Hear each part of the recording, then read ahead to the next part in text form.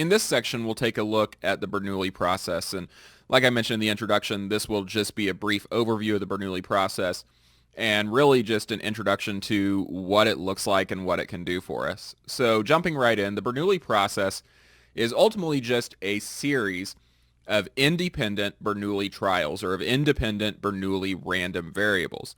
And for each Bernoulli trial, that is the ith trial, we would say from our previous discussion on random variables that the probability of success of that trial is just equal to the probability that the random variable x at the iteration I is equal to 1. And previously we said that that is just p.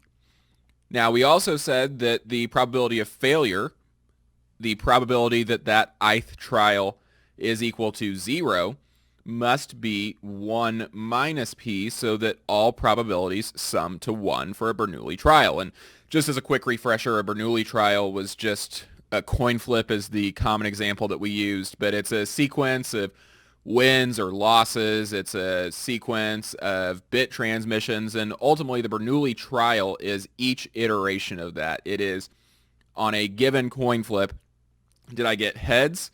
On a queuing system, did I get a event that occurred? There's a lot of different ways to look at a Bernoulli trial, but ultimately it is anything that can be summarized with either it happened or it didn't.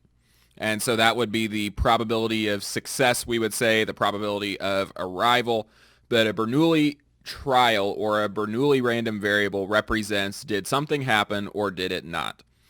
Now, moving along, Bernoulli processes, like I just mentioned, are useful for arrivals. And we do this because it's a series of random variables. So we can look at our system as a series of time slots and then say for each time slot, did that event occur or not? So what we'll end up with is just a series of ones or zeros, a series of arrivals or non-arrivals, a series of successes and failures that are oriented or arranged in such a way as to indicate what happened in each consecutive time slot. Now, we assume that the probability P, the probability of success or the probability of arrival, is constant for this Bernoulli process for a given random variable x. And then for each x sub I, that P stays the same. Now, the last important thing is that we also assume that the system is time homogeneous. That is, that as we move through time, that probability doesn't change, right? It's just another way of saying that the probability P is constant.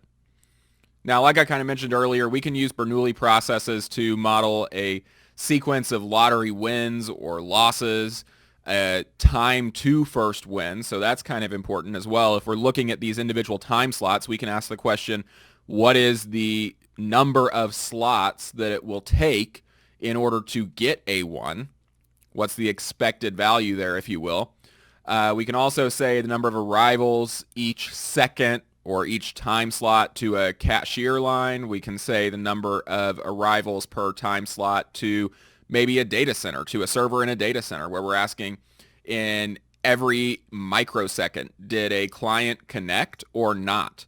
And again, there's a lot more examples of Bernoulli processes that we will either cover or some that we won't cover because the Bernoulli process is so broadly applicable.